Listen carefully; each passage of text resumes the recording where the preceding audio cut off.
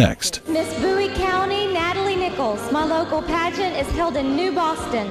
Vibrant and alive, yet inside a battle of disease and destruction. We went through diagnosis after diagnosis, over 30 diagnoses total over all the years, over 60 doctors just seeking diagnosis alone. I felt like I was being burned alive or electrocuted 24 hours a day. What else would you do but just scream bloody murder, and that's what I did. My parents were encouraged strongly by physicians to have me committed to an institution because I had lost so much of my mind. Coming up, the shocking effects of Lyme's disease.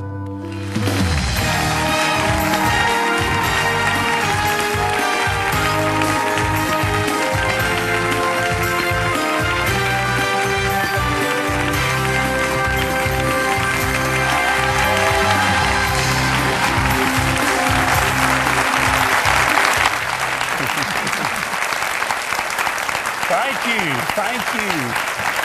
Welcome to Life Today. I'm James Robison. Betty and I are so thankful for the opportunity of coming into your home. Betty, we have a little living stone over here that you saw and you liked. It says faith, hope, and love, but the greatest of these is love. And this is quite pretty. It's a beautiful decorative piece to put on the hutch or in the home. And you know, we're giving this to people who help share love and life with children in our mission feeding. But hope and love and faith is so critical. And I'm telling you, it works. No matter what you go through, you don't want to lose hope. You don't want to lose faith. And you're going to find the power of love works, and then you're going to want to share that love.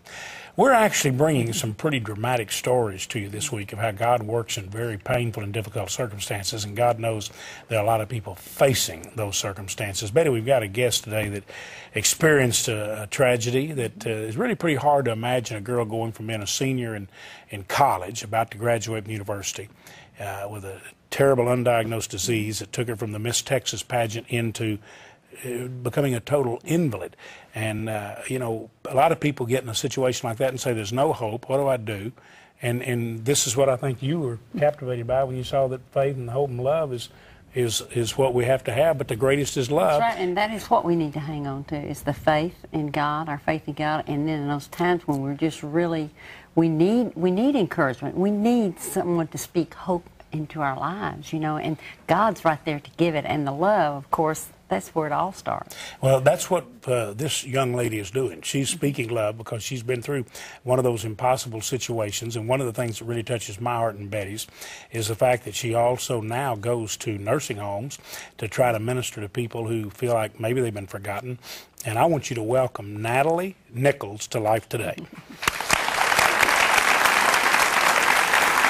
Natalie, I'd like for you to, if you would, tell us where you were, what happened when you go from Miss Texas pageant and senior at the university, and all of a sudden it just is like the wheels came off with a disease. Describe to us, if you will, what happened and what it was. Well, 4 weeks after the Miss Texas pageant in 1991, I began to have really severe arm pain and neck pain and stiffness. I was a music major, played the piano. I was actually a voice major, but I was a pianist, had been all of my life. And so the pain was a problem. It was preventing me from playing the piano. And I began the process of going to doctor after doctor then, and went through diagnosis after diagnosis that it was probably just fibromyalgia or tendinitis or something. And if I would just rest from piano and from taking notes in class and do everything orally, that it would get better.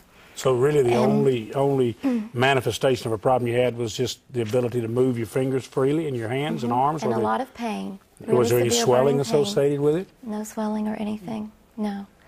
And so I, rested for a year basically, went on through school and did everything orally.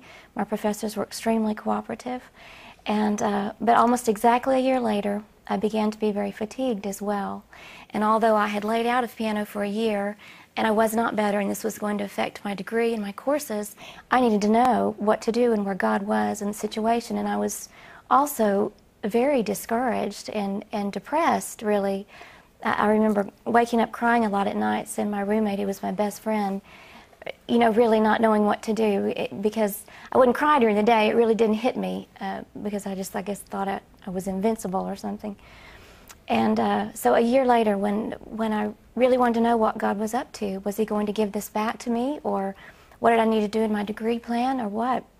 And I really sought him, and after weeks and weeks of seeking and crying and everything, he answered one day. And I remember being on my bed, and the bed was soaked with tears, and he answered through Zephaniah 3:19 and 20. He said, I will undo all that afflicts thee. I will gather her that was driven out.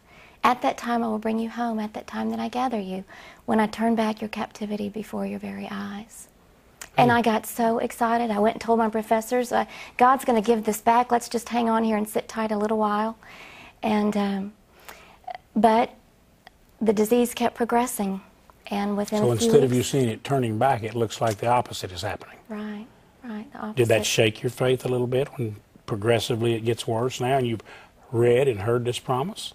No, because I grew up under the teaching and influence of a man named Manly Beasley, and I had seen him. And boy, he believed faith, didn't he? He did. And you heard him at some of our Bible conferences, I didn't sure did. And my father was a pastor. He'd been in our home some.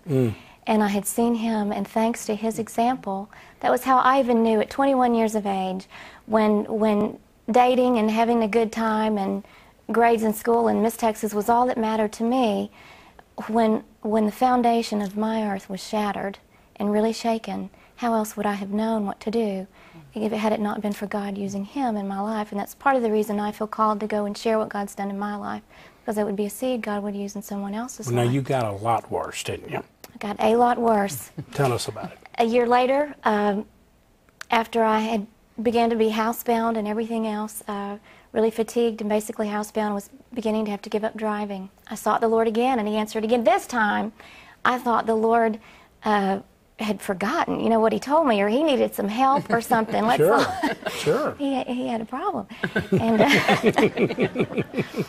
and so I was going to help him out. And so as I was praying and seeking him, he answered again through Isaiah 49. He said, though you were ruined and made desolate and your land laid waste, now you'll be too small for your inhabitants, and those who devoured you will be far away. The generations born in exile will return and say, we need more room, it's crowded here. Not just the generation that was taken away, but the generations. So what was taken away captive will give birth and come back. And he said, who can snatch the prey from the hands of a mighty man? Who can demand that a tyrant let his captives go? But the Lord says, even the captives, the most mighty and the most terrible, shall all be freed. For I will fight those that fight you, and I will save your children. And so here are all these promises, but you look at and everything's falling apart, right? 6 weeks later, after that word, I had to get a wheelchair for the first time. And I was then confined to a wheelchair when outside the home. And I even went, you know, even that day, he gave me that promise right at dawn. And once again, the bed was soaked in tears, but I went that day and bought a dress for a very important occasion that was going to be the next March. And out of faith, believing that he was going to do that.